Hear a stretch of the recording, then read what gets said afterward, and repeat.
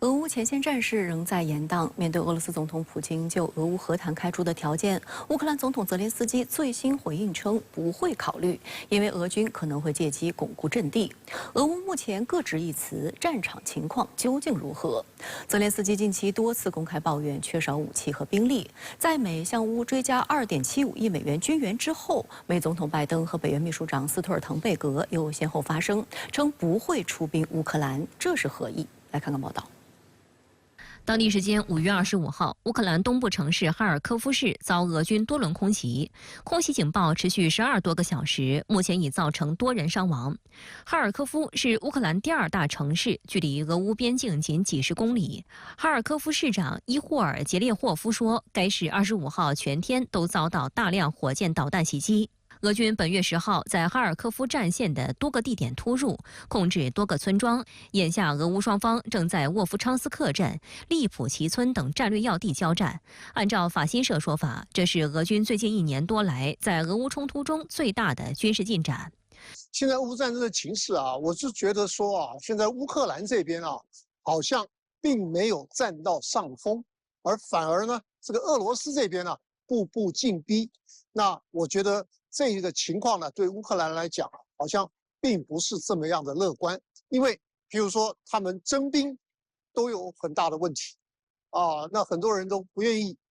上战场。可是这个问题呢，在俄罗斯好像并没有那么严重，啊，那另外呢，当然了，这个像乌克兰这边还有贪污的状况、腐败的状况，那我觉得这个问题确实对乌克兰来讲并不是很有利。 面对焦灼战事，乌克兰总统泽连斯基再次呼吁美西方为乌克兰提供足够的防空武器。他表示，如果乌克兰拥有足够的防空系统和现代战机，那么俄罗斯的这种打击将变得不可能。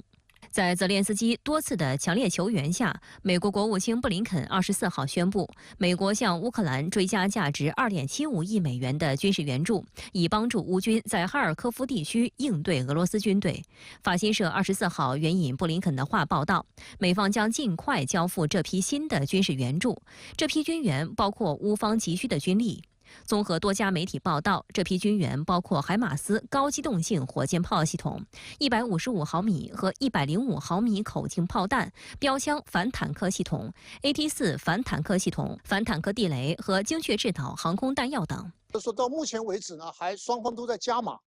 意思就是说，美方呢，他一直在加码生产很多的传统的武器，因为原本呢，他们的这些生产线啊，多半都已经收起来了。 那可是呢，现在呢又有需求，所以说他们重新要把这个生产线呢再打开。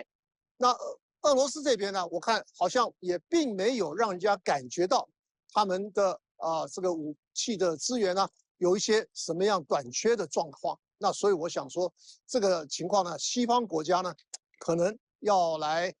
真正的要解决这个问题的话呢，可能还是要用谈判的方法。 值得注意的是，宣布加码军援的第2天，美总统拜登25号在西点军校毕业典礼致辞时明确表示，不会出兵乌克兰，称决心让美国士兵远离乌克兰战场。There are no American soldiers at war in Ukraine. I'm determined to keep it that way. 拜登在致辞中还出言攻击普京，指责其残酷，又称美国不会袖手旁观。拜登的此番言论引起俄方不满。俄罗斯驻美大使称，拜登的言辞不可接受，他对俄总统的攻击侮辱了全体俄罗斯人民。此前，拜登曾多次对普京发表类似攻击性言论。 据路透社报道，今年2月，拜登在旧金山一场筹款活动上对普京发表粗鲁言论。普京随后被问及此事时，面带微笑地回应称：“我们准备好与任何美国总统合作。” 在拜登表态不愿向乌克兰出兵的同一天，北约秘书长斯托尔滕贝格在接受《经济学人》杂志采访时说，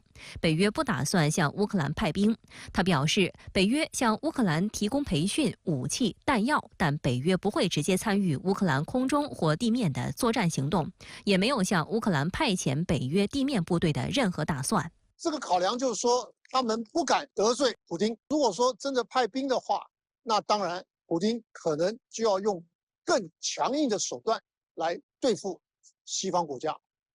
那所以我想说，因为他们呢不想把这个战事升高到大家都不愿意见到的这种状态，所以呢他们还是觉得只提供武器不派兵。虽然美国和北约再次明确表态不会出兵，但美国面临的解除武器攻击禁令的压力越来越大。一向与华盛顿步调一致的英国日前就表示，已经取消了相关限制，允许乌克兰使用风暴阴影巡航导弹打击俄罗斯领土目标。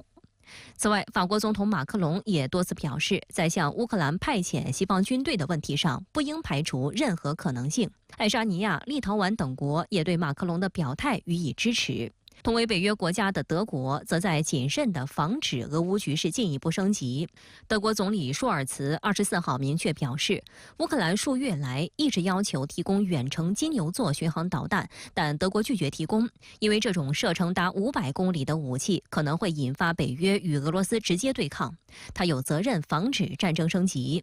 政治新闻网欧洲版指出，乌克兰显然想要使用金牛座等远程导弹打击克里米亚大桥等俄罗斯后方关键目标。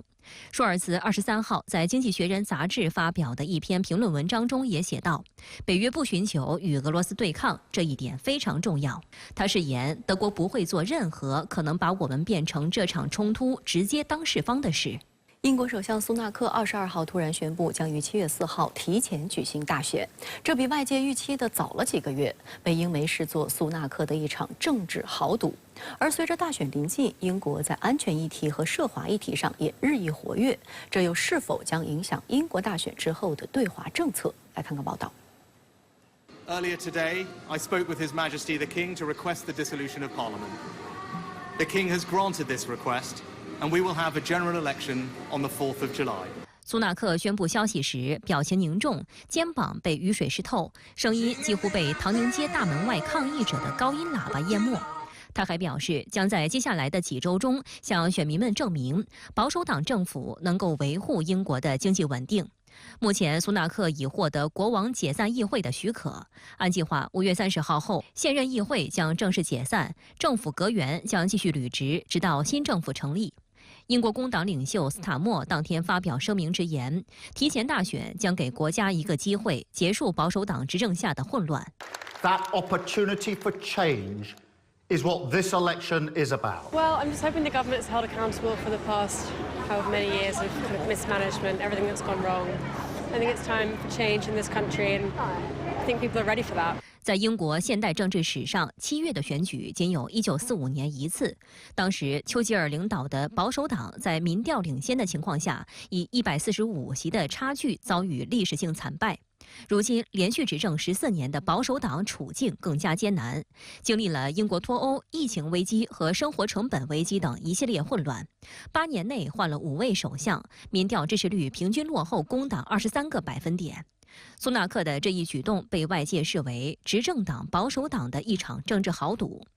然而，这场豪赌却使得保守党内部士气遭重挫。据英媒报道，目前大约已有60名保守党议员宣布不再竞选连任，原因是担心剩下的6周时间不足以说服选民支持他们。经济学人的预测模型显示，如果立即举行大选，保守党赢得多数席位的机会不到1%。7月大选时，工党将赢得381个席位，击败只获得192个席位的保守党。深圳卫视注意到，如果工党赢得大选，曾以政治稳定而闻名的英国将在8年内出现6位首相。这一现象自19世纪30年代以来头一回出现。虽然现在我们看到英国经济它有好转的迹象，但是不论是增长还是通胀，它的数据并不稳定。还有一个更为重要的情况是，包括国际货币基金组织 IMF 都给英国的政府提出了警告，就是说英国政府它很难继续收紧它的财政政策，也就是说在税收和财政政策上，在未来的秋季预算中，保守党政府需要更加的慎重。这样的话，苏纳克政府如果持续到那样的一个时间，它在经济上依然是有不确定性的。随着英国大选的临近，英国在安全议题和涉华议题上也日益活跃。苏纳克在22号唐宁街的讲话中，继续渲染中国威胁，将中国科技产业的高速发展渲染成破坏英国稳定的因素。实际上，通过抹黑中国高科技发展来获取政治资本，已成为一些英国政客的惯用伎俩。今年4月，英国副首相道登在英国皇家战略研究所发布演讲时，就蔑称中国搞所谓经济胁迫，呼吁英国仿效美国推出加强高科技出口管制的措施。中国驻英国大使馆发言人当时回应表示，这纯属无中生有，无比荒唐。有长期研究英国的学者观察指出，自英国前首相卡梅伦下台以来，他所代表的亲华派力量减弱。英国强调其价值观的独特性，导致对外界包括对中国有很强的提防心理。此外，英国目前面临经济增长缓慢、通货膨胀和社会罢工等问题，影响了保守党的政治表现和公众支持。尽管苏纳克政府试图通过对华强硬刺激选票，但这种策略的效果可能有限。我们可以看到这个情况主要是基于它自身的不稳定，然后它在这样的情况下，为了转嫁危机，甚至可以说是转移矛盾，更多的强调所谓的中国威胁。但是我们也可以看到，这么多年，英国政府在这方面在对华政策上越来越强调所谓的安全威胁，越来越强调中国威胁，并没有随之而带来，比如说保守党政府支持率的提升，英国国家的更加的稳定。所以说，我们通过这几年的表现，我们应该是可以认为，他这样的一个政策对他的竞选是无效的。